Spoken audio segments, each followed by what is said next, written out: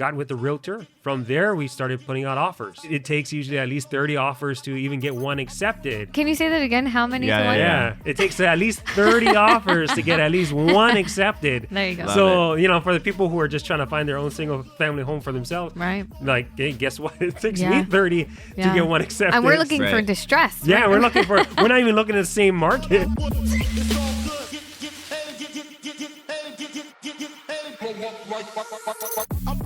Welcome to the Deals and Aloha podcast, where we talk about real estate deals, hope to leave a lasting impact on our audience, and of course, spread aloha. Gee. Please follow us on all social media platforms. You can find us at Kamohai and Tristan. Let's go. Let's go. So today we have our friend and fellow investor, Bleys Wright with Bleys REI Hawaii. You've been investing for a little over a year. You do buy and hold, fix and flip, ground up development. You also invest out of state and in Hawaii. So your story is super cool. You're also active orders Hawaii Air National Guard. Yes. I got it, right? Got it. Okay. Nice. I should know that better. My best friend's from retired military. All right.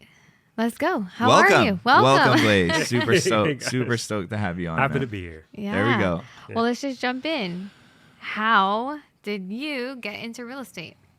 So I got into real estate the kind of heart of the pandemic when it kind of just started. Yeah. Things were a little bit rocky, and what I was looking for is kind of a way out from my current career to find something that's a little bit more expansive, a little more flexibility. So at that time frame, I was kind of looking towards fix and flipping here. What we're going to do is kind of house hack, that kind of thing. Have one of our guys who would be our partners kind of live in the home. Yeah. But after we found all the price points, we kind of knew the rehab. We kind of like, 20% down. We're like, ooh, damn it. this is getting a little tight. Yeah. So, so I pivoted. I was looking around. I'm like, maybe I'll aim towards out of state.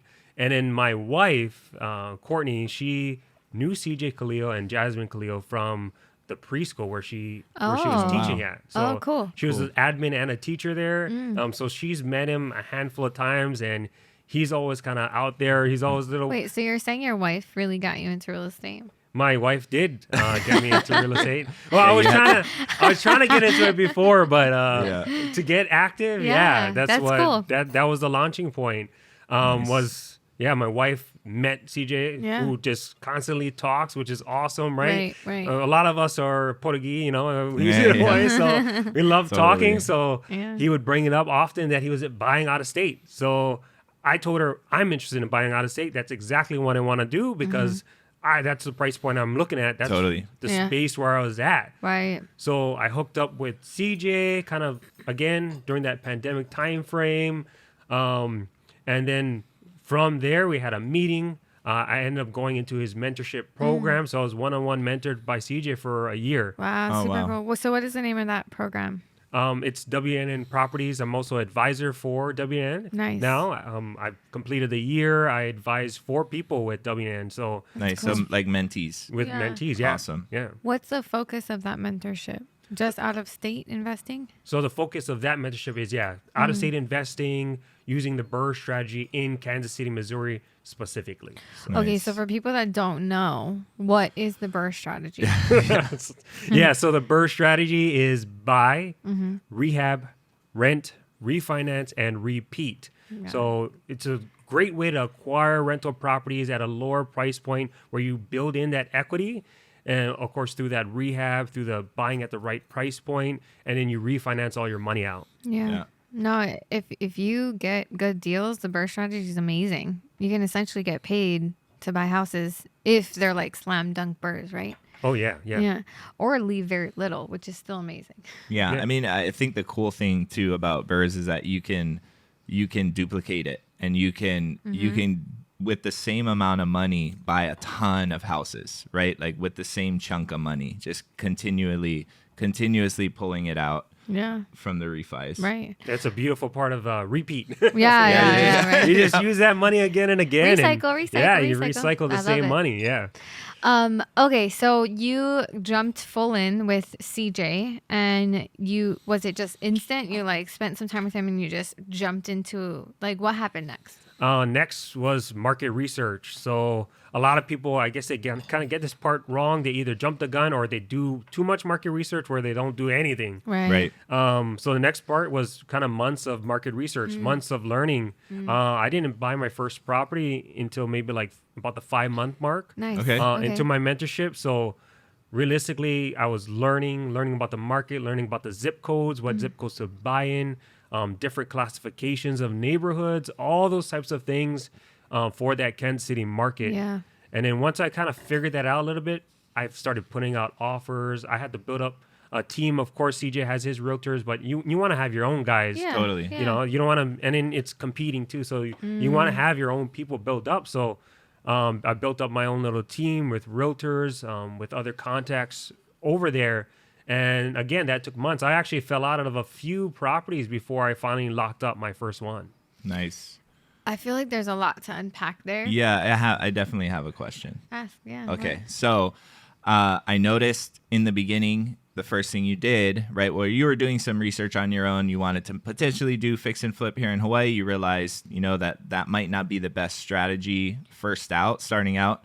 And then you went and joined an education platform, basically, Right. a Yeah, mentorship. So one of the things that we always get asked is, do I need education? How do I get started? What would you say to the people? Like, how did taking some form of education help you? Or Was it worth it? yeah, Yeah, for education, I would say it's 100% worth it, especially when you're dealing with these types of price points, right? You're dealing with these large numbers. You're dealing with things for a lot of people they're not used to being in. They're not used to real estate. They're not used to buying. They're not used to rehabs. They're not used to dealing with loans. So there's a lot of these little nuances that people don't understand. They're like, oh, it's so easy. But when they try to get into it, they cannot figure it out. So education is huge. And I'm sure you guys paid your own way for education. And I would 100% do it again. Yeah. And it helps out tremendously, especially with one-on-one calls. There's a lot of, again, those lot of little things that you don't really realize by yourself until you're starting to get into it. I'm like, hey, you know, I watched that YouTube video, but what does that actually mean? What do I do next? You Yeah, know? no, totally. I feel like education is a way where you can lay a foundation, shorten your learning curve, and use somebody else's experiences to make yours easier. Exactly. You know what I mean? And a lot of the times we don't retain information until we're in the exact situation where we need it, you know? So, right. yeah, I will invest in education, I feel like, till we die. Oh, yeah. It's, again, well worth it, right? So 100%. And then even then, you leverage the experience not just for construction, for rehab, but also when you're trying to find private money lenders, all those types of resources. things. There's Everything. so many ways to leverage that educational tool because you are actively trying to do things. So the way I usually explain it to people is when you're at these different stages. So if you want to be passive, you want to just be a private money lender, hey, that might be where you're at. Yeah. Especially if you don't have the time, you don't have the effort. A lot of people run out of effort well before they run out of time, right? So Right. true. And then there's the mid-tier. You guys probably do this with a lot of people, right? You guys partner up with people. Right. And I partner up with people myself. Yeah. Yeah. So that might be a mid-tier, but you have to bring something with that. Maybe something a little bit more with the money, something a little bit more including the deal itself. So you might have to bring 2 or 3 things to the table. Otherwise, it might not actually be worth it, right? Right. And then if you're trying to get into an active state, you should be paying for education. Totally. Yeah. Otherwise, you'll pay in another way. Yeah. Right. And your first deal could be your last. Which is Yes, what you yes. don't want to happen. Totally. Lose Right. tens of thousands of dollars Yeah. very easily. Yeah, exactly. Okay, so then you said I want to dig into a little bit about how you found the resources because you picked a market and you started doing research. Did you just Google?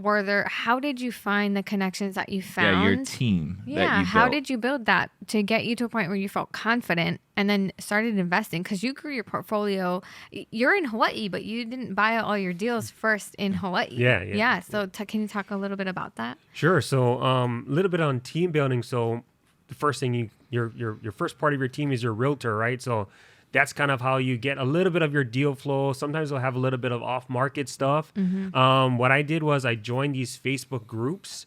And anybody out there, you should join whatever market you're trying to do. You should join those little niche Facebook groups in that market. What I did is I put one post on that Facebook group, and I had like hundreds of realtors reach out to me. There you go. Yeah. But I didn't necessarily need all of those realtors. Right. Yeah. Had to sift through all of them. You called everyone. No, right? no ways. After the first 10, I had to, or 20, I had to shut down that post and then after I look back, I'm like, oh, there's still comments going there. But yeah, you should join those little Facebook groups. Join some kind of group. Get some kind of connection. And that's where I found a chunk of my realtors. One person I found on Bigger Pockets, kind of networking through that platform. Nice. Awesome, amazing free platform. That's a great resource itself. So first thing I did was, again, find my realtor. Once I found a realtor, the next kind of process with that is, during that inspection period, we have an inspection person that we always use. CJ recommends him. I've used him a bunch of times himself. His name is Adam. And through that inspector is actually how I built up my team for an additional contractor. Oh, nice. Because CJ has his contractor and I can always use his contractor, but I want to build up my own team. Right. Yeah. I want to get my own experience. So Yeah. what I did was I asked the inspector, hey, who are some of the people Who that do you you would use? recommend? Who would you Nice. recommend? Yeah. So home inspectors. Home inspector is how I found my contractor. Yes. Cool. I've never Yeah. heard that, but it makes so much sense. Totally. Yeah. Totally. Yeah, that's super, super cool. Yeah. They know the quality of work. They know the people who are junk, and they know Yeah. the people who are pretty Who's good. doing Right. good work? Yeah. Yeah. Cool. Nice. So if you're looking to build your team, Bigger Pockets is a good platform. Facebook marketplace, Facebook Facebook groups groups, are a good yeah. platform. And then I feel like one leads you to the next, which leads you to the next. So once you find your realtor, it'll lead you to your home inspector or your contractor and et cetera.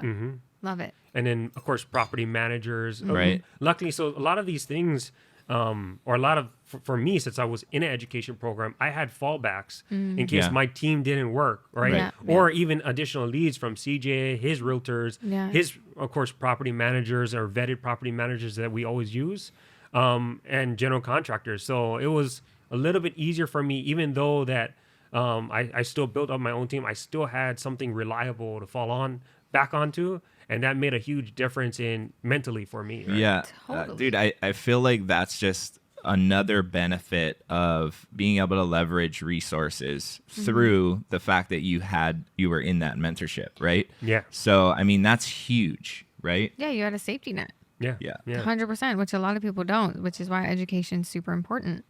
Okay, so you started building your team. You found your realtor. What happened next? Found my realtors actually. So Oh, nice. a lot of times when you're an investor, you might have multiple realtors because not all of them are in the same areas. I'm in Kansas City, Kansas, and Kansas City, Missouri, which is two separate states. Yeah. So some people are like, oh, I don't want to drive a couple hours away. Totally. So, Yeah. and then sometimes, things don't work out. So you want to build up a team, not just of one person. You might need two or three. Yeah, you don't want to put all your eggs in one basket. Yeah. Well, not only that, like realtors a lot of times specialize in specific areas. Yes, right? yes, exactly. Yeah. Specific areas, and also if there's somebody else using the realtor on the same property, then it might be a little bit of conflict. Totally. Yeah. So you might need a second person just because of that fact alone. Right. But after that, I already did my market research. I spent months doing market research, not just because of getting comfortable, but because you should be doing that. You need to learn your market. You shouldn't just jump into it like, hey, I'm going to buy something random. Like, no, you gotta know your market. Right. And that's what I definitely teach most people that I talk to. But yeah, got with the realtor. From there, we started putting out offers. As an investor, guess what? We got to put out way more offers than normal people. What? You didn't get your first one? No. Yeah, it takes usually at least 30 offers to even get one accepted. Wow. Okay. And Can you say that again? How many? Yeah, to one? Yeah, it takes at least 30 offers to get at least one accepted. There you go. Love So, for the people who are just trying to find their own single family home for themselves, Right. like, hey, guess what? It takes Yeah. me 30 to Yeah. get one accepted. And we're looking for Right. distress. Yeah, right? we're not even looking at the same market. Yeah. Yeah. That's crazy. So 5 months, right, is Yes. until you got your first one. And that first deal, so you were putting offers in, so it was on the MLS? Most of my deals were on the MLS in the beginning. Yeah. So I wasn't just looking there, though. I'm always looking at additional websites, wholesaling websites. Facebook Marketplace has their stuff. I'm scouring through that. I'm in like 20 different Kansas City love Facebook that. groups. Yeah, I bet. Yeah, it pops up. So I'm catching in leads wherever I can. So when people ask like, hey, like, are you using wholesalers? Are you using these things? I tell them I'm using everything. I'm All using the Realtor. things. All I the use things. all the things. Cast the wide net. Yeah, I'm a firm MLS. believer. Firm believer in that. Yeah. Big time. So, and I get that question a lot too, is like, people are like, can I find any deals on the MLS? A lot of people are like, there are no deals on the MLS. Yeah. What do you say to those people? Well, that's how I found my first property was on the MLS. Just if you're on the MLS, guess what? You probably have a little bit more competition and you might have to react a little bit faster. Quicker, yeah. Love that. Yeah. Our first deal was off the MLS too. Yeah. There's Yeah, still first few deals. Yeah. there's still deals on the MLS. You just have to be the one that's super diligent and looking every day, acting quickly, Because the realtors, it's not your business. It's not the realtor's business. It's your No, business. yeah. So Right. they're not gonna Yeah. scour through the MLS like you will. Exactly. For me, I even use Zillow, save searches. That kind of saves me a lot of time. But without all these tools or without all these things, man, it's a lot harder. Yeah. And again, it did take me time to learn. And even after locking up my first like 1 or 2 deals or going under contract, I should say, those 2 fell out. Wait, what? Yeah, You don't- my first 2 I went under contract fell out. How- Before I why? locked up my third one, which was my actual first deal. Okay, so Yeah. Nice. why did they fall out? What happened? Yeah, tell us about that. The first one, so a lot of these companies, they present it as more like, hey, turnkey rental property kind of stuff. What? Yeah. They're Like, not hey, honest? No. Some of them are, but Yeah. like you trust but verify, right? So I Yes. sent out an inspector, right? I always send out an inspector, at least for the major inspections, big capex items. Right. I always send out an inspector. So I sent out the inspector, found out that the roof was blowing, the foundation was off. Oh, gosh. There's a lot of settling on the floor. So they pretty much just lipsticked it. Yeah. The inspector came in, they found it. Well, luckily I paid him, but It of was course, worth you it's not worth buying it. not buying it. Yeah. Yeah, totally. Yeah, so that one fell off. So that was my first one. The second one, it was weird because it's from this Hawaii guy who lives in Kansas City, who lives in that area in Kansas City, Right. Missouri. But he said, "Oh yeah, draft everything up. Like, hey, we'll go with you. All these kinds of things." From Hawaii. Yeah. He tried to do all these selling points, but what ended up happening was he was like, "Nah, they went with somebody else." I'm like, well, "Why did you What? Yeah. verbally tell us you wanted to go with us?" Yeah. We drafted up all the documents. I sent in the EMD already. It ended up sitting for months again. That next person fell off, of course. It wasn't an amazing deal. I was pretty much buying it for land costs at around $20,000 because the home was Not good. extremely Yeah. distressed. Wow, Yeah. Yeah. Okay, so then you finally closed on your, On your third. first. On the On third your one that I third locked up. deal Actual that you official locked up. Yeah, first. yeah. Okay. And so that one was on the MLS too? That was on the MLS too. Okay, yes, can you yes. break down that deal? So that one was in a C neighborhood Okay. in Kansas City, Okay, Missouri. wait. Before we get into it, what does that mean? Like, Okay. there's like we 'Cause have there's to. This neighborhood is like classes. My neighborhood bad. classes. What My is bad. that? So, for the most part, it goes through A, B, C, D, F, right?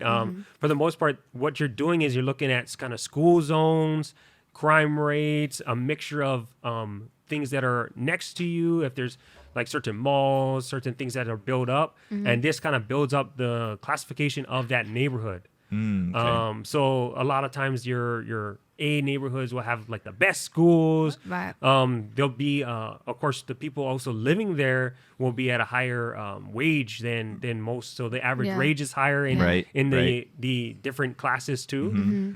So that's what kind of builds out these different neighborhoods. Got it. A lot of rentals are in that C, like long-term rentals are in that C neighborhood because that's what makes the most sense per price point Got it. when renting out to people. Okay. Yeah. Yeah, you that's can cash helpful. flow the most. Yes, yes. Got it. Sick. So it's in a C class neighborhood, and then Yep, C-class neighborhood, sent out the inspection. I locked it up for a decent price. It was $85,000. okay, Even for that neighborhood, that was slightly lower than usual. nice. We got the inspection, so there was a few things that came up. There's always things that come up, right? Yeah. A lot of these homes that we're buying, they're from other investors, so they haven't seen the home. Some of them haven't taken care of the home. So there's a few items that came up. So what I was able to do during that J1 inspection period, whatever you want to call due diligence period, Right. I negotiated down from that point a few thousand down, so like 82,000. Okay. And they agreed to fix a bunch of the good. a bunch The of the other items things. that came up on the inspection report. So Nice. I negotiated, for terms, right? So I negotiated terms to bring it down a little bit and some rehab terms, Right. which worked out well for me because there's already a renter in place, so I don't want to come in there and do it. I'll let the previous Let them landlord handle do it. that Yeah, issue. yeah. Totally. Yeah. So you bought the house with a tenant in place and you kept the tenant. I kept the tenant, so we call that like a hybrid BRRRR. Okay. It does have a garage/basement where I could connect the basement to the house. Okay. I could finish out the basement because it's high enough, it's wide enough. Nice. But right now there's a renter in place. We just renewed the renter, and I don't intend to kick the renter out because they're paying. They're fine, you know. Right. But if they ever do decide to leave, I have a way to pivot and put more value, more equity into that home via increasing square footage in the basement. Nice. So Would finish out the basement space, and then you can rent it out for more. Yeah. Basically. Yeah. Nice. So what is a hybrid BRRRR? Like, what do you mean by that? So a hybrid BRRRR. So what we call that is we try to find homes that can have some type of value add. Okay. So it might not be right now, Yeah. but it might be in the future. So maybe there's a renter in place. Some investors don't actually like that. Yeah. Right. So if you notice, maybe the square footage is big, like 13, 14, 1,500. Hey, maybe you can add another room somewhere, Right. even in the upper floor. Another bedroom. Yeah, and then that rents out for more. Maybe you don't need 2 living rooms because who needs 2 living rooms, right? Yeah. So Right. yeah, those are kind of value adds you can kind of see. And even for my own property, when I looked at the basement, like, hey, is this basement tall enough? Is it wide enough? Yeah. Am I able to put in an egress window when the time comes? Like, yes, and yes. Okay, this is a possible hybrid BRRRR for the future if I want to finish that out. But you're always looking as an investor for value somewheres. Yeah. Nice. Highest and best use, right? Yes. Yeah. Yeah. I love that. So you leave the tenant in there, right? So the seller actually did those fixes and then gave you a break on the purchase price. Yep. And so what happens after that? First of all, how do you purchase these properties? That was through the MLS with my realtor. So it's fairly easy to purchase. For that one specifically, we did use a conventional loan. Okay. So my DTI, I've worked on my credit for years. My Like you're DTI is ready, well it's enough. And that's part of my preparation, not necessarily when I started real estate, but before. Right. I always Totally. this is something that I've been working on for years. It's not like I just woke up and started doing everything. So I had my ducks aligned already. Yeah. Nice. I could qualify. It was only 82 for someone who lives in For Hawaii. Yeah. That's- Or like it Can was we what? find a house for 82 grand in Hawaii? How much? You mean 800? Yeah, and it's a right? 3-1 over 1,000 square feet. So it's not like a. Or it's not like a.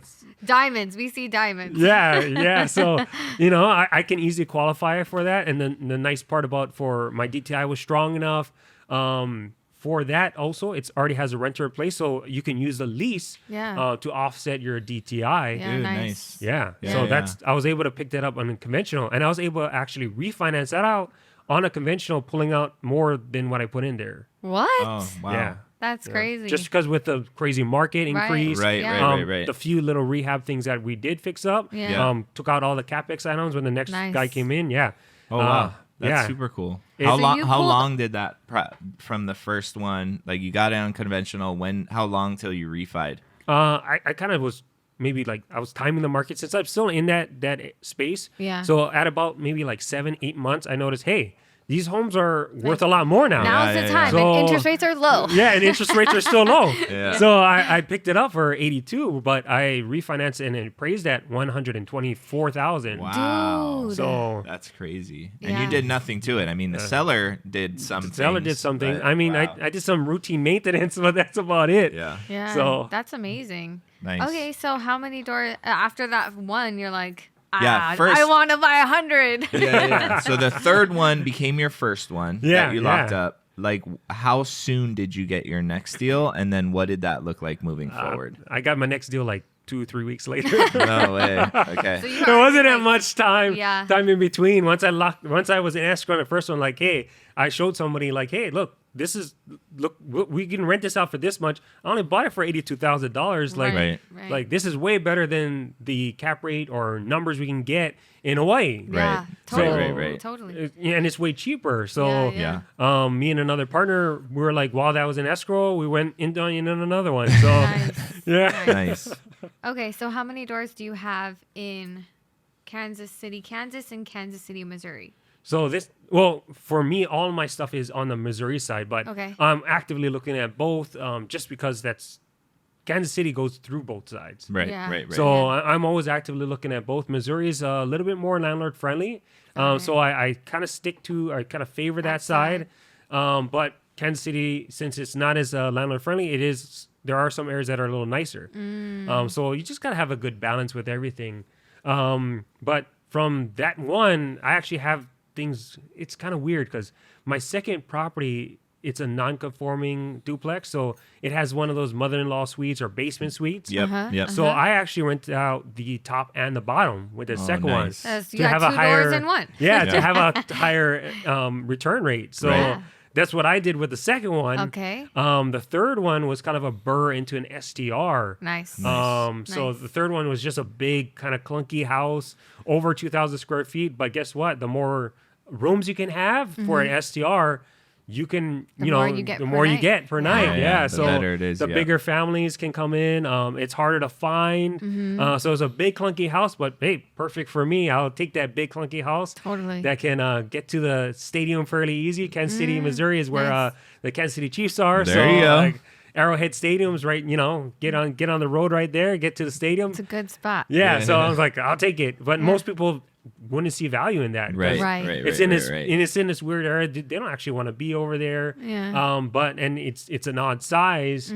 But yeah, it was a BRRRR into an SCR That's situation awesome. with that third one. Mm-hmm. My next one, I ended up renting out by the rooms, so I Nice. have 5 long-term rentals In one house. in In one one house. house. Yeah. Wow. Is that okay. is that student rentals? Is that like or just They're professionals. Yeah. Some of them are like, I guess saying student is a little bit difficult because a lot of them that are students are actually like going for their doctorates, Right. master's degree. They're not like They're a young party. professionals, yeah. They're young professionals already. Well, let's talk about that a little bit. What made you decide to do that? And then how did you find the tenants that were willing to basically share a house and only rent out a room? So Right. what I did was I found a property management group that does it because Oh, okay.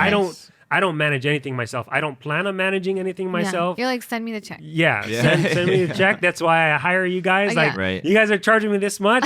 You guys do your job, and I'll Right. do my job of finding those properties. That's Right. it. That's right, that's right. my job. So Yeah. I found a property management company that does that intentionally. That specifically does room for rent. That does room for rent. So I did that on purpose. So I was Wow. looking for that because I know people that do it here. Yeah. I'm like, maybe I can do this up there too. Yeah. So I picked up one just like that, and Nice. of course every room, still rents out for about $600 because it's in a better neighborhood. Yeah, that's Right. good. These are Right. that home is in an A neighborhood. But yeah, usually you're looking at B to A neighborhoods, nicer neighborhoods. So Yeah. I rented out each one, so it has 5 bedrooms and each one is rented. The next property I picked up after that property, so I did one already, short-term rental kind of BRRRR, Okay. and then I did another short-term rental BRRRR with another partner Oh, nice. right after that. Wow. And that one I aimed for a little bit better neighborhood. So this is a solid B neighborhood, and again it was close to the stadium because that's an attraction, especially during Right. the winter when it's slower. Yeah. Hey, if Kansas City is winning, it's not People slow will go. anymore. Yeah. People are People flying. will still, People are flying still in. go. So your Airbnbs are killing it. Like they're booked. They're like you're doing good? well. Yes, Yeah. yes, yes. Can I ask what your like on average cash flow is net every month? So for cash flow, it's depending on the smaller one versus the bigger one, right? Yeah, so yeah. We're looking at about 500 to 1,000 every single month. That's Nice. But it's really good because the price point of these homes are Right. around 200,000. Yeah, Some they're- of them are less. Totally. Right. Yeah, that's Totally. awesome. Yeah. Awesome. Okay, so you accumulated a bunch Yes. in what time frame? Yeah. was What that? does that time frame look like? I mean, in a year, I bought well, actually through the mentorship and maybe towards the end of the mentorship, I bought 6 properties in that first year of kind of real estate investing. That's All crazy. just from building your team and making offers and taking massive action. Taking action. That's Yeah. that's the hardest part, because a lot of people are too like they do a lot of market research. Maybe they'll buy 1 or 2 properties, but that's it. Like that's where their action ends. Yeah. At any point where, because you built up all this momentum and you had a lot going, boom, boom, boom, right after another. So at any point where you're like, this is a little bit overwhelming. There's a lot of moving parts. Oh yeah, like Oh, it every wasn't single smooth one. sailing. Yeah, like, getting into contract on every single one is like this. Like even putting in offers, like, and then thinking of ways where you got to negotiate every single time you get into contract, especially for the first 1 to 2 weeks for the due diligence period. Yeah. That's always a little stressful. Yeah. Because that's the highest point where if it's gonna fall out, can make or break. It Yeah. usually Yeah. falls out right there. And you got to Right. make your decision. Like, Yeah, and you got to make the decision. Like, and you don't, even when I send out the inspectors, sometimes I even send out the GC within the due diligence. It just depends how much time I have, if they're available and those types of things. Right. So if I can get them both in, perfect. But even when I do get them both in, it doesn't guarantee that something else doesn't pop up. Right. Yeah. So something could easily pop up. Right. Yeah. Right. So you bought your first one with a conventional loan. Did you buy all your other ones with a conventional loan too? I did a little bit of mixture of everything. So with a conventional loan, you can get up to 10 conventional loans under your name, right? So Yeah. I have my primary residence under my name. I have that other property under my name. Some of them I bought with commercial products or Yeah. DSCR, debt service coverage ratio. I like Okay. those. Yeah. So what that Yeah. does? What is that? What does that mean? Yeah. I know. No, like even Yeah. real estate investors, some of Yeah, them, you're like it's speaking foreign Yeah. language. Yeah. Yeah, well, it's funny because I thought, oh, this is normal. Most people know like DSCR, They but don't. yeah, but even in investing space, like that's Not a lot of people- Not a yeah, lot it's of not people know common. about it. Yeah. So what is Yeah. that? Because I feel like at a certain point, once you've tapped out, you have no choice but to go to that world of DSCR. Yes, So, yeah. So yeah. debt service coverage ratio. Now the rates are usually a little bit more expensive. To make it easy, I usually call these our commercial products or commercial lands or commercial loans, even though it's not for a commercial building itself, yeah. right? Or commercial real estate. Commercial real estate itself. But what they do is they take the debt of the home and then they figure out what the service coverage of that debt will be. So what that means is what is your income to that debt? So what's the income of the home generating every single month versus the debt, and they go with a ratio. Some of them will go 1. A lot of them go from 1 to 1.25. Right. Got it. So Yeah. that's a pretty normal debt to service income ratio. Yeah. Nice. A little bit of math there you got to No. do. Right, You right, figure But right. it no, out. it's good because that's the products that I feel like if you keep accumulating properties at you will have to go in that direction. Oh yeah. You And know? then It's just and a then matter of time. depending on your strategy, if you're going to pick it up with an LLC, guess what? Immediately, like right off the bat, you're probably going with that type of That product. Yeah, that product. Yeah. And Right. there's also like asset-based products on top of that. There's like checking, savings, loans products. So there's a lot of what's called non-QM or non-qualifying mortgages Right. that you can go out for. Yeah. That's not. What does that mean? Yeah. Non-qualifying. Yeah, yeah. So non-QM. We're going to the school of Bleys. Yeah, I guess. I charge thousands for this. But so your non-QM, so your QM, so people have perspective, that would be like your conventional loans. Yeah. So those would be your qualifying mortgage. They're qualifying off of the person themselves. Your income. Your W-2 income, your taxes, W2, your yeah. DTI ratio, all of those that. types of things. Your blood Right. type. Yeah, sometimes, man. Firstborn child. Yeah. Like, give me your federal taxes over the last decade. I'm like, I didn't have it. the Yeah, hell? what? Like, wow, how do you need that much? You're like, I'm Wild. 25 now. But yeah, so that versus, of course, non-QM, so non-qualifying mortgages. With the non-QM mortgages, there's less based off of yourself and your personal self, your personal debt. Of course, they don't want you in major debt. There is some assessment there. They usually have you do a PFS, a personal financial statement. Yeah. But that's usually the extent. They're not asking for every single little thing out there. They base off of the performance of the asset itself. Yes, off the asset itself rather than the person. Yeah. Right. Right. So Yeah. QM's person, non-QM's the asset. Which is why we DSCR. like them. Yes. Yeah. Yes. Yeah. Right. And it allows you to scale. It allows you Right. to scale. It allows you to pick up in an LLC right off the bat. Yeah. There's just a lot of things that works for it. Mm-hmm. And even for myself, sometimes I'm intentionally buying things in my own name and or in an LLC because I'm planning for the next year. I'm planning for the following Yeah. year after that. That's a good point. Why do you think it's important for people to be thinking that way, or planning for the future, and always looking at their income in their financial situation and how it aligns with their goals? Because it sounds like you're definitely a planner. You've always been kind of money conscious. Yeah. So for the most part, I did buy my first kind of townhome condo here, right? I bought it at 440. It's actually worth $700,000 already. Damn, did you get a HELOC? I actually cashed out refinance, and that's how I bought more properties. There you go. I love it. I love it. Nice. How do you get more properties? Guess what? You got to do some things. You got to Yeah. be a HELOC can work. There's even second line HELOCs. Yeah. Yep. But yeah, there's just so many things you can do. There's multiple ways multiple reasons you want to plan. One is because of taxes. So Right. death and taxes, Yes. You can't avoid they're coming, right? Right. And for us with the rental space, guess what? You can write off a lot of stuff. There's even cost segregations if you're dealing with more expensive rental properties or commercial properties.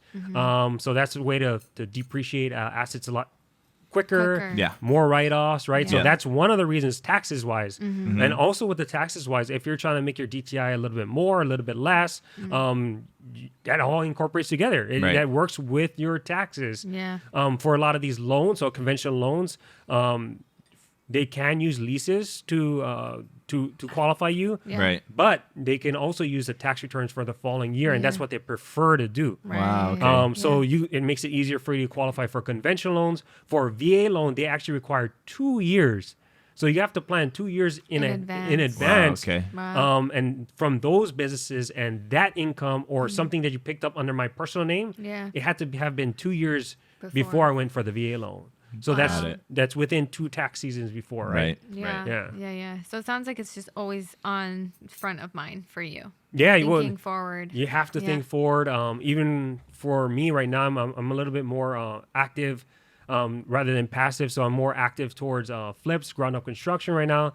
And guess what? Towards the end of or towards the third and fourth quarter, Yeah. I need to start looking more passive, more rentals Yeah. to offset some of that income. Yeah. Totally. Yeah, so I mean that kind of leads me into the next question because I know you started virtually, you're investing in KC, but you didn't just stay there, right? There was something that happened that brought you back here, and Yeah. you started to You get still into had to come back home. right to like some ground up development. Tell us about that transition and kind of what led you to morph into that. So the beautiful thing about education is you can take that education and use it wherever you want to use it. Right. So I don't necessarily need to stay in that one market, even though that's what I first learned. I can use that wherever. So Love that. I took that information. I started using it here in Hawaii. The beautiful thing about Hawaii is I have a partner who's already a general contractor. We already have an easier entryway. We already can kind of edge people out for price points and those types of things for rehab. Yeah. Because my uncle, who's also my partner, Jesse Alverio, with Elite Construction Management. So I already have him as a partner. Yeah. So we can tackle things together. He doesn't like the acquisition side. He hates it. He doesn't want to deal with the money. You're He doesn't like, want to deal with the "I'm good. I got paperwork. it." Yeah, he wants to deal with the rehab. So we can easily partner together and tackle things and go further together than he would by himself or myself. So you're saying you should find a partner if you want to go longer, quicker, faster. Yeah, definitely. It's how I scaled so fast is I partnered up with different people. Yeah. I partner up with people with more money. And even if I borrow money from PML, I have partners who have more money than me. That worst case scenario, we still have pockets of money to easily pay back these PML. So that's always something I'm thinking about. I want to be, I have some fiduciary responsibility, even if it's just towards myself. Totally. To everything that I'm doing, right? Yeah. So I went into ground up construction. We closed on our first piece of land. Yeah. That was about the October timeframe, end of October. It's in permitting process, so there's a pre-process to permitting, and then there's actually in. So this is something No, probably break everybody it down. doesn't know. Come on, break it down It for goes. everybody. It doesn't. It's not even in permitting. You turn it in, and it's pre-processing. Yeah. It's not even going through the system yet. No. It's It's pre-processed. an incubation period. Yeah, it's which crazy. takes months already. Yeah. And then it Goodness. goes into the permitting process. Yes. Yes. And then that has to go through every single department. Yep. Sometimes it'll come back where you have to make some Remarks. changes and Yeah. remarks, Yeah. adjustments, whatever you want to call them. But it goes through And every they single might tell department. you, they might not tell you. Yeah. They're like, hey, you didn't do this from a month ago. Like, Like, You're like, you didn't tell me. You Yeah, didn't like- do that. So you That's got to be crazy. on it. you know? have to be on it. You have to check the system every once in a while. Yep. We have our kind of a secretary person check every week, and I'm Love it. also checking myself occasionally to make sure, like, hey, how far it is. Oh, I Yeah. see it ticking up. Like, oh, now it's 1%. Like 1%. How, like is it like? Yeah. What does that even mean? I Someone just put it know. on their desk. Like, Yeah. what does 1% mean? And it's like, oh, 3%. Like three. Like. Can we get it in tens? Yeah, 10, like- 20, yeah. 30. Like, isn't there only like 5 departments, like, or Yes. maybe 6 or 7 departments, depending on what you're doing? But Right. like, there's not that many departments. If it made it through one department, why is that percent like that? Doesn't make Yeah, sense. it doesn't make sense at all. I feel like you share the same frustrations as most. Oh But- yeah. Well, anybody that does anything here understands Department of Permitting. Oh, and yeah. Department of Planning and Permitting and the things that go on there. So It's just frustrating because you're trying to, you're submitting everything and you're trying to do everything the right way, and it takes a long time, and it shouldn't. A lot of people don't even submit because it takes so long. Yeah. right. Which is not necessarily what they want to do. The problem is it just takes too long. Right. Like, Totally. Right. And that length of time has holding costs, and that holding cost costs you money. That's Right. interest every single month. And that's Yeah. what kills most deals. Yes, Right? absolutely. I mean, Yeah. like 10% or 10% APR interest on $1 million. Guess what? That's a lot of money every That's single a lot month. of Exactly. money every month. Yeah. Exactly. So I'm interested. Why development? yeah. Why development? Development specifically because my uncle has already done it. He's been in it. He used to do it.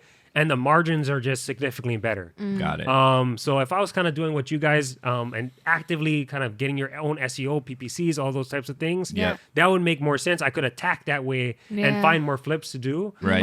But since I don't have that time, because I have a full-time W-2 Right. Right. with the Hawaii Air National Guard, Yeah. I just don't have that kind of time. Totally. Right. But the developments, their margins are a lot better. So a lot of flips, you're looking at maybe making 20%. Development, you're looking at like 40+%. Nice. Yeah. For that, it just takes longer. It takes Yeah. Right. it take But a you get a full more year. bang for your buck. You don't get more bang for necessarily your have buck. to do more volume. You Yeah. just have quality projects. Yeah, because realistically, a project that'll take me 1 year. Okay, maybe I don't make 2020, but I made 40 Yeah. Right. within 1 year. Yeah. It's a solid product. It's brand new. Right. We can do it. We control Yeah. everything because Right. we're building it. We What's can actually control costs. easier? Yeah, Well, it that's is. the cool thing about development too is, I mean, you know exactly what you're gonna get. Yeah, Right. yes. Mm-hmm. With rehabs, the things that we do, You pull out something, open oh, up- something's yeah. wrong there. Yeah. Oh, that You wasn't can accounted only for. you can only estimate. Yes, right. exactly. With rehabs, Yeah. but you can get down to the cent on costs for For ground ground up. up. So, Yes, exactly. The only thing that'll hurt was crazy inflation like it is right now. Right. Yeah. But even that, you can incorporate that fairly easily into your prices. So True. and there's some ways where you can save. Again, we have in-house people, so Yeah. sweat equity is still Well, a thing. That's Nice. good. Let's talk about that. What does your team look like right now? So for myself, it's mainly me and my uncle. I do have another partner that I work with on the Hilo side of Hawaii. Okay. But towards the other side, me and my uncle's a general contractor. He's been one for decades already. We partner up on things. So my job or my portions of on our side of the house is finding the properties, finding what could be a good deal, running the numbers, working with the realtors, All getting acquisitions. it to the closing point. Even after that, I'm still talking directly with the architect. He always, of course, puts his input. Yeah. We go together with a lot of these things, but I'm the guy checking up on all these things to make sure it gets through that process. Yeah. Right. Insurance is taken care of.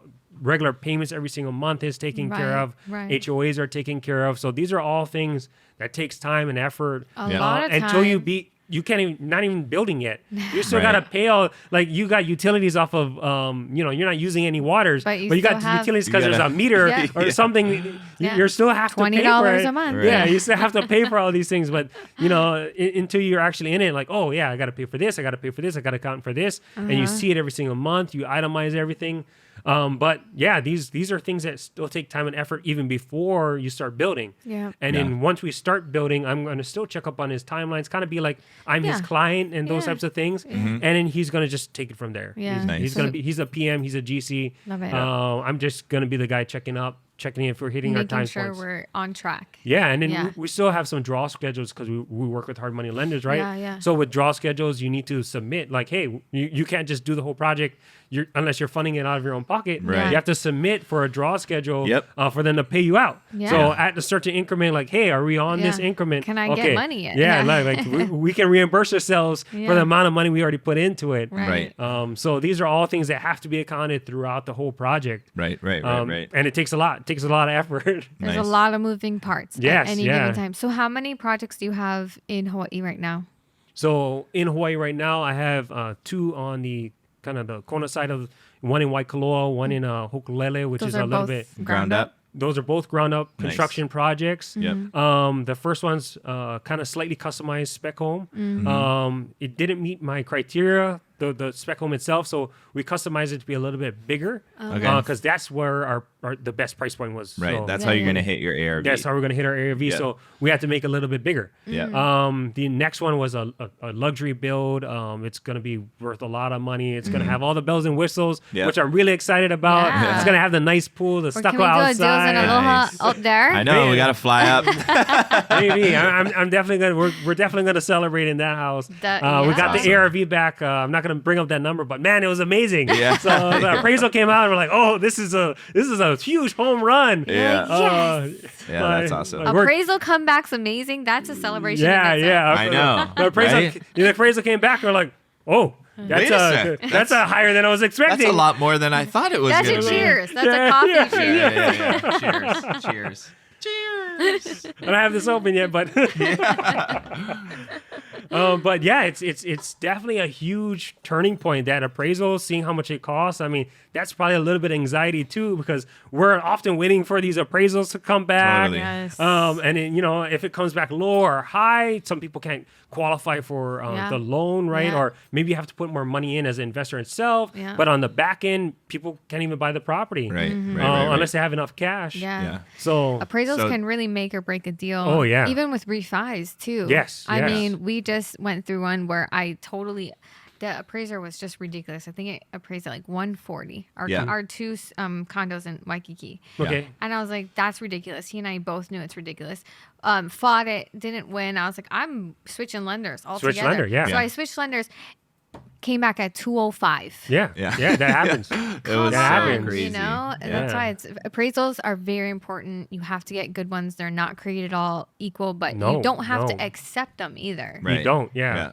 Yeah, So- and you can drop out. you Yeah. know? Right. And switch lenders Yeah, or there's fight always the a- appraisals. Yeah, Yeah. there's Yeah. always a way. So you have the 2 on Kona side, Yes. and then you have on Hilo side too, yes. or So I have 2 more on Hilo side. So all that Big we're gonna- Island. No. Oh, That's oh. just He's that's getting just the there. start He's of the getting story. there. Oh, my- It's chronological Yeah. order, so that's where we started, right? So, my uncles actually lived in Big Island for maybe like 10, 15 years. Mm-hmm. I want to say 15 years at least. So he lived there for years and years before he moved back to Oahu. Yeah. A lot of our family's on Oahu, so it made more sense. And Yeah. now he has a kid, so it makes even more sense. right. So, Mm-hmm. you want that unity tie, but he still has tons of connections over there. He Right, still right. has a lot of stuff that's over there. So, and he's still doing jobs over there. He's at a job over there right now. oh, nice. So on the Kona side specifically. Yeah. I'm also partnering on the Hilo side with 2 developments. With another known local investor. His name is Fuzzy. Fuzzy. Shout out Fuzzy. Shout Yeah, out he's Fuzzy. an awesome guy. Cool. Building spec homes for locals. Yeah. Nice. Yeah, that's what we prioritize on that side. So there's two more homes that's going to be up on that Hilo side of the island too. Super cool. Nice. Yeah. And then that's, of course, for Big Island. I am also looking, or it's still in negotiation on another home in Hilo.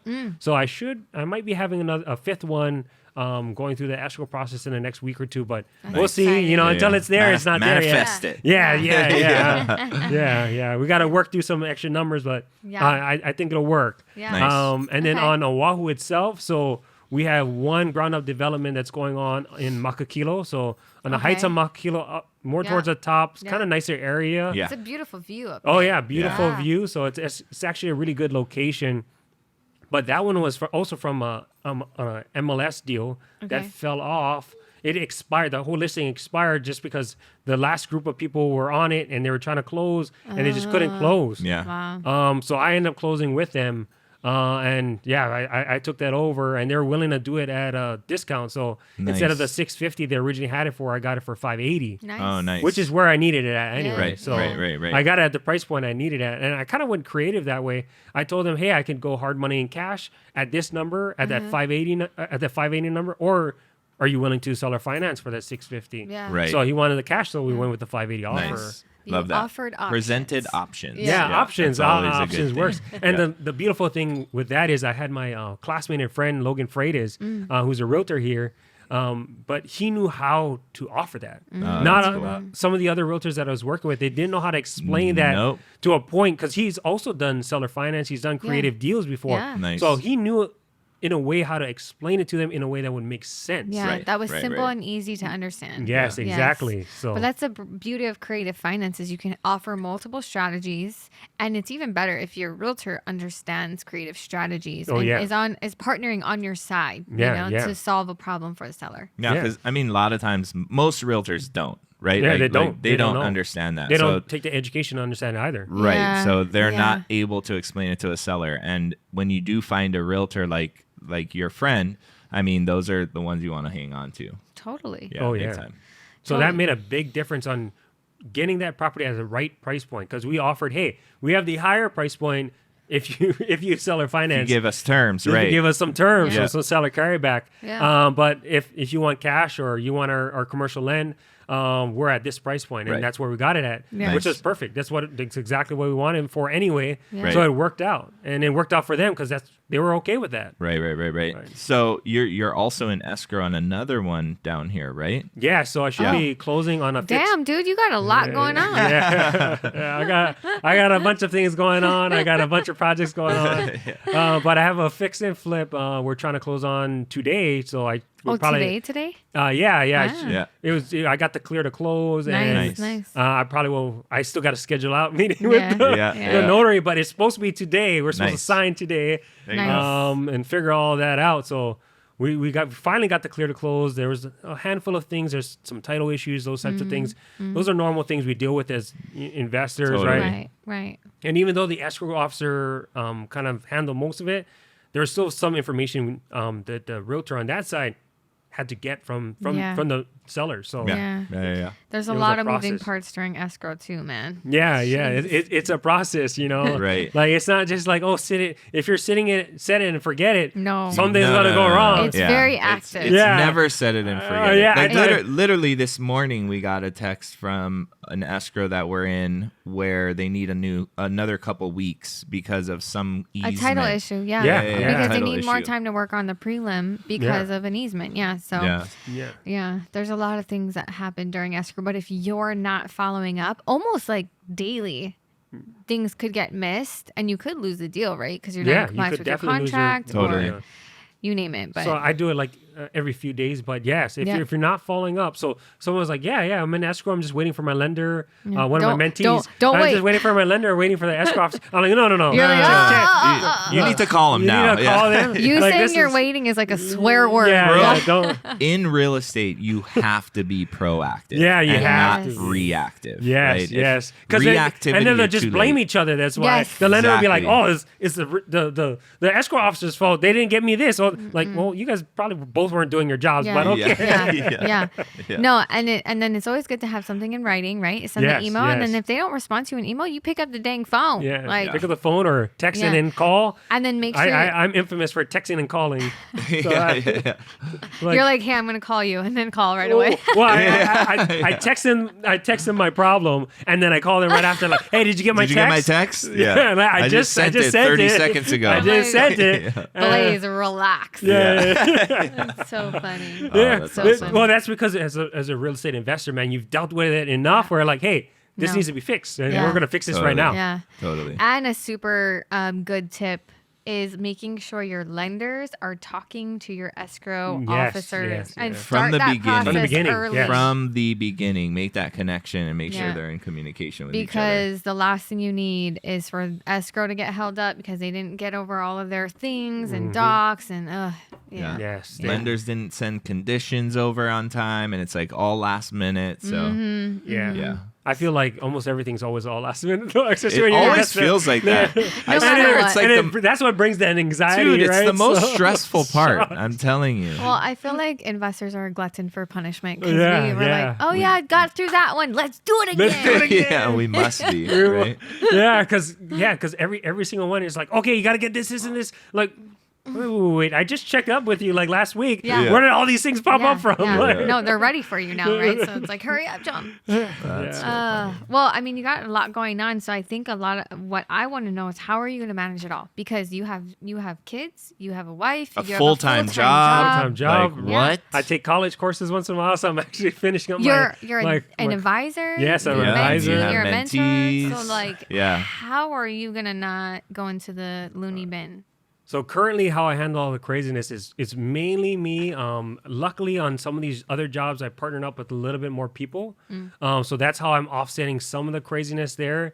And luckily, my partner's a general contractor, so he can also be the PM for us. Because awesome. project management is a difficult thing to Can you find too. imagine if It's you have to do it's that? an Yeah. entire job in itself. It's a job, right? Yeah. So I might be checking up on him more towards the draw schedules to check things out. Plus, Yeah. I want to get my own marketing photos and those types of things. But Yeah. beyond that, he's a got project manager. He's Right. got his own crew. He's got subs that he usually uses. He has subs on the Big Island, also across some of the other islands because he's built up connections over years and years of doing it. Yeah. So you have to delegate, and like you were saying, eventually I have to delegate more stuff. I need to look for a bookkeeper. He's looking for a bookkeeper and an Bookkeeper. administrative assistant. Yeah, those are the type of things that I have failed to look for. I tried to convince my wife to do it. Yeah. And I was not successful. I don't Yeah. know if You all have these to other men were If successful. you have to convince to know. I'm surprised you guys work together because I'm like, man, I can't convince my wife to help me out with real estate at all.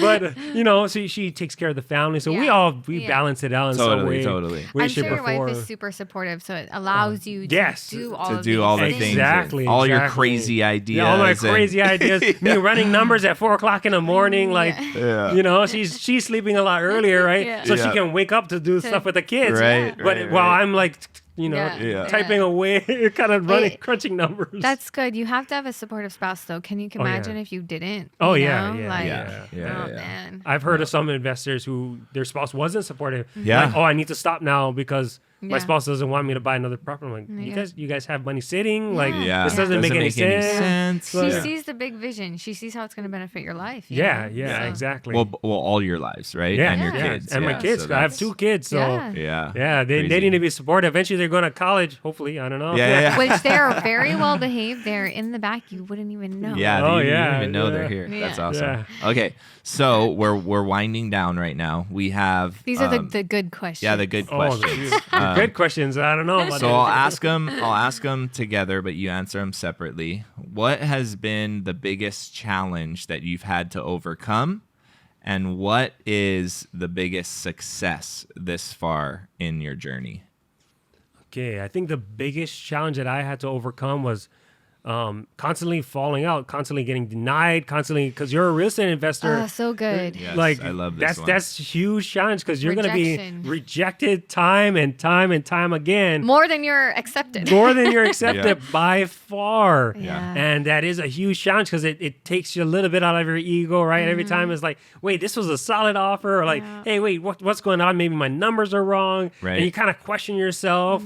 Ways to get around that is you just have to do your own research. You have to stay true to yourself and Yep. true to your numbers. Yep. And sometimes it's not about you. Sometimes it's just the seller's whim. Right. Like, It's Yeah. sometimes it's not even your fault. A Yeah, lot of yeah. times it's not your fault. Yeah, yeah, there's it's nothing not you even can do about about it. you. Yeah, Right. it's- Totally out of Yes. control. Maybe they like that one realtor better because Right. he had a better smile, Yeah. Right. better Yep. jaw. I don't Yeah. know. You never know. You Never just know. don't know. But yeah, as a real estate investor, you're going to fail a lot. Yes. You're going to fail. You're gonna have rejections. You're gonna have a no. You're gonna, and then you're gonna question yourself. Just make sure you just stay on top of yourself. You do you. Don't necessarily hone in and focus on that too much. Yeah. Right. Because if you do, man, it'll spiral you out in a Yeah. place Right, where right. you'll get in analysis paralysis Dude. again, and Yeah. you're not gonna go anywhere. You're not gonna take any action. Totally. But yeah, rejection, it's huge, Yeah. humongous in real estate. Yeah. How did you overcome that? Like, what really helped you? Because I'm sure there were days where you're like, dang it, man. Like, I'm No. over this. Oh yeah. I mean, that's definitely happened a few times. Again, persistence. I have a why, right? So the biggest thing is what is my why? Yeah. And that's why I say persistent. My why is my family, Yeah. my wife, my two kids, right? So Yeah. I have a strong why. I have a strong foundation. Right. I also don't want to stay in my current career forever. I want to pivot to something else. So I have all these whys, all these reasons. Yeah. Okay, how do I do it? Yeah. Right. And how I right. do it is via real estate, via market research, via putting in more offers. So what I do is I try to stick to my numbers. I'm like, okay, I know these numbers are correct because this is what I'm running it with. I try not to sweat that small stuff. Like, hey, it got denied. I just have to put on another one. Yeah. I have to, and you kind of have to self-motivate yourself. Yeah. And also I like to work out. There you go. So What? You do? Yeah. So that's a way I stay positive. As Yeah. I work out. I spend some time You have that on outlet. myself. Yeah. I have that outlet to relieve some stress in my life, whether it be from regular work or from real estate. And it's a consistent outlet that also makes me healthier. Yeah, So- yeah. Yeah. It So, makes you feel good. It yeah. makes you healthy. Yeah. So It allows you to do the real estate better. yeah, Li- absolutely. life Yeah. better. Yeah. Life better. Yeah. Yeah. My brain thought everything's a lot better because I live a healthier lifestyle. Right. Yeah. Totally. No, it's so true. Nice. Okay. What So about flip side. Yeah, flip it. Flip it. So what was the flip side The again? flip side is what is your biggest triumph or Yeah, success so success. far? I think triumph or success, I'm able to pivot for a lot of things. In real estate, that's also something, again, when these challenges hit, hey, something might not work. So even when I'm looking at, for a regular long-term rental, maybe that doesn't work. Right. Maybe it works well enough, but it's not well enough for what I want to do. Right. Yeah. Right. So I always make sure things work as a long-term rental first. Yeah. Just because I just don't have as much cash to just unload and sit there. Yeah. Yeah. So I make sure I have a fallback or other exit Plan B, strategies. yeah. I have plan B, I have plan C. Right. But I'm able to pivot like, hey, I can do this, this, and this. I want to do this as my primary strategy, but I can fall back on this and this. Right. And also even dealing with these lenders and dealing with these different sellers, I'm pretty good at pivoting, Yeah. figuring out creative solutions or Yeah. figuring out different answers to the problem. Like, hey, can we do Right. this and this instead of that? Right. Right. And like, oh, I didn't even think of that. Like, yeah, like even for that Maquila property, yeah, this is how I want to present it. Like, I know exactly what you're talking about. I got it. Like, Nice. oh, awesome, great. so This cool. works out. So yeah, pivoting is huge in real estate. It's huge in success in general. Yeah. Yeah. You got to be Yeah. a little bit flexible with the situation. Yeah, you can't be so rigid in one way of thought or one way of doing something because you'll lose out on so many opportunities. Absolutely. That's the biggest thing. Yeah, I mean, I feel like just entrepreneurship, business ownership, real estate, whatever it is, if you're not open to multiple ways of doing something and solutions and problem Yes. solving, pivoting is what we're talking about, you're going to lose out and you're not going to be able to achieve the level of success that you're after because Right. you had the blinders on with one way of doing something. And a lot of times it never goes that way. Well, yeah.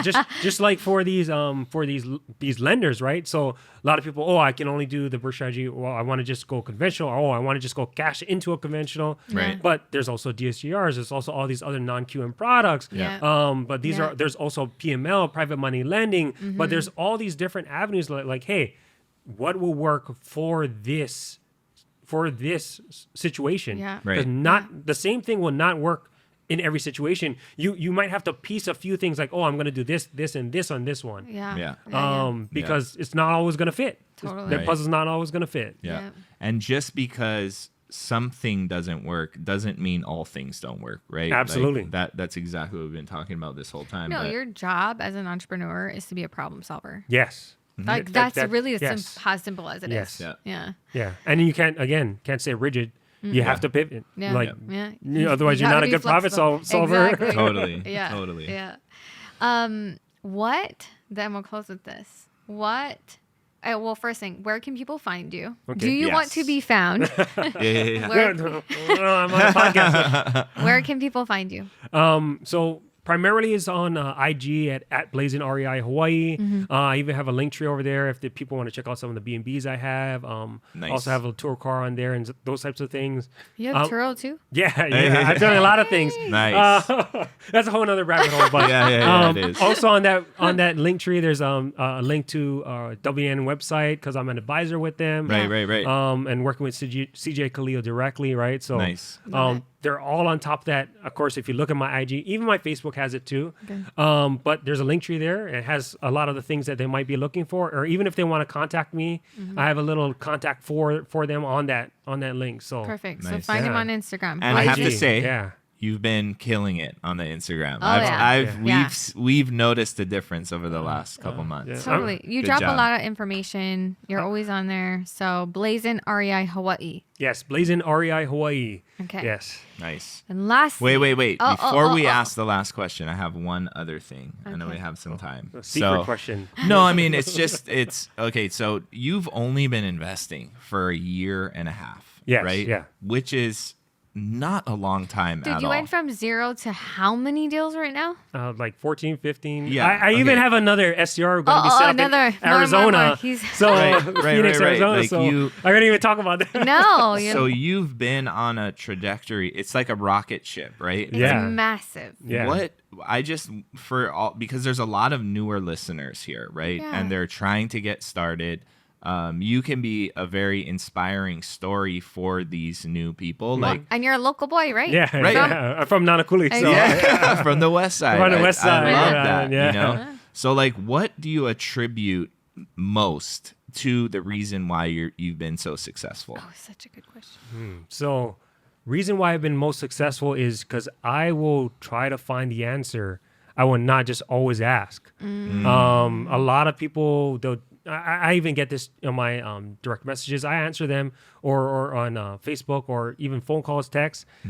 People have questions. Totally. For me, I'm finding answers. Nice. You know, unlike them, I'm Googling things. I was just on a messaging group with Daniel Kong. I think you guys had him on, and Yeah. Josh Yep. Hooper Yeah. is Yep, another yep. friend, and my partner Ellard Morales. Yeah. Right. So you know, finding solutions is what I kind of my strong point. So Nice. I'll look it up, and also I paid for education. Yeah. You know, like Yeah. Right. without those little nuances, it's a huge help. Yeah. Like you think you can do everything by yourself, but guess what? It's probably not going to work out. Right. Yeah. We like to think we can. yeah, Right? yeah. We have egos. Some of us. It might work out for some people, but for the most part, it's not going to work out. You probably want to either pay for a mentorship or partner up with somebody Nice. because it's difficult. It sounds that. like you attribute a lot of your success to the initiative that you just innately have. yeah. You have the initiative and you take it. Yes, I And take then- action. Yeah.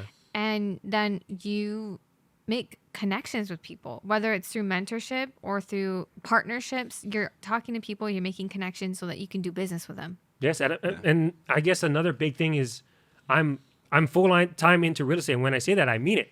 Like Right. I'm sure you guys see me at all. Oh my gosh, Like, you're your at events- You're always, everything. yeah. Like, You're sometimes I'm a always little late because around. I'm doing something. You're Like literally the other at morning, I everything.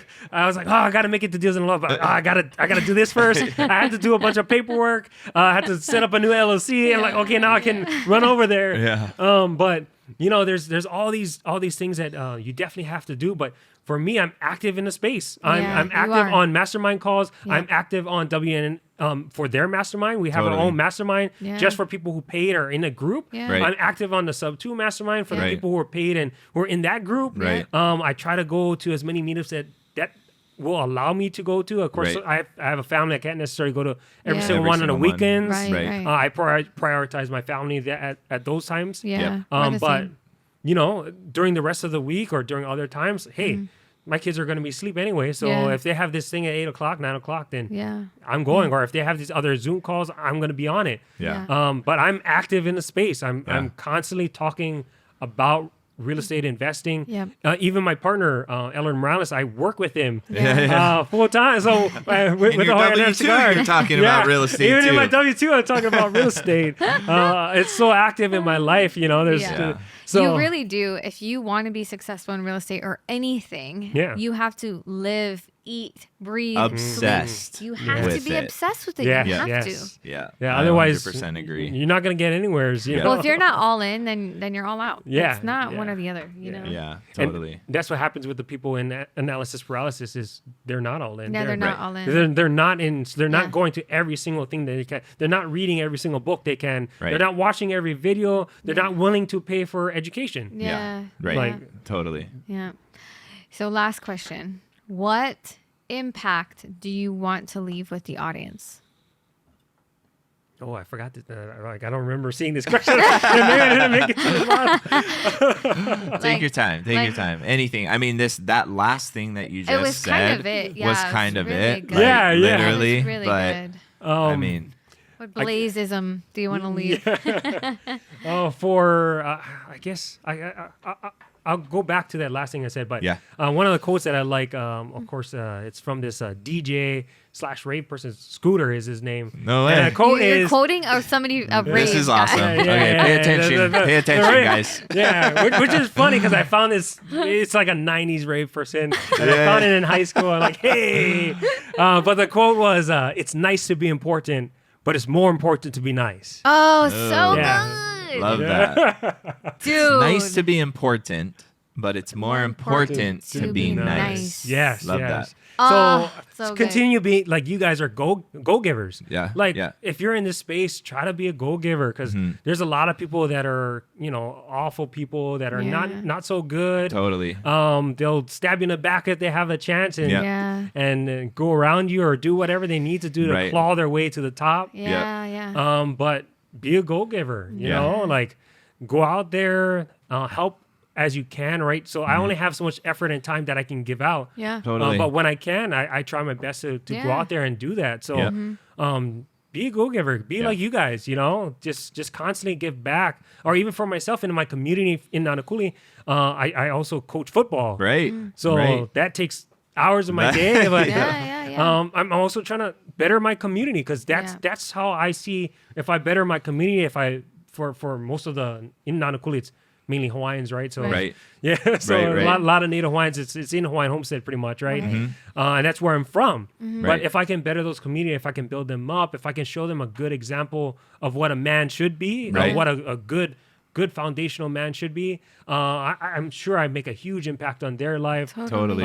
So try to be a go-giver in any which way you can. Some people might be good at football. Some people might be good at numbers. Some people might be good at real estate. Like there's ways to give back. Yeah. Yeah. Totally. And try to figure out how you can be a go-giver. I Nice. love that Yeah. so much. Love It's that. so good. Yeah. There's nothing like being nice. My NLP coach, it was like, people won't remember your name. They won't remember what you did. None of that. What they remember is how you made them feel. Yeah. How you? That's genuinely what they take away. And they will remember all of those things because of how you made them feel. Sure. So if you're a nice person, you're a genuine person, you have integrity, you treat people with respect, that's going to take you so far. Right. Oh yeah. Yeah. Yeah. So Love it. Right thanks on. for coming. Yeah. Yeah. Thanks It so was much, fun. Blaze. Super cool to hear your story. Yeah. A Yeah. lot of people don't know your story and it's super inspiring. Yeah. Yeah. He's a killer. Rocket ship. I'm telling you I guys. know. You got to watch out. I'm telling you. Ground up development game. Let's go. He's going Yeah, to oh, take yeah. over. Yeah. I'm excited for you guys to get into new things too. Hell yeah. Yeah. One We're day. down. One day. We're I'll down. just partner up with you. Yeah, guarantee. We'll let you do it first. Yeah. Sounds like more work for me. Huh? Yeah. All right. Right on, dude. All right, man. Peace Thank you. out.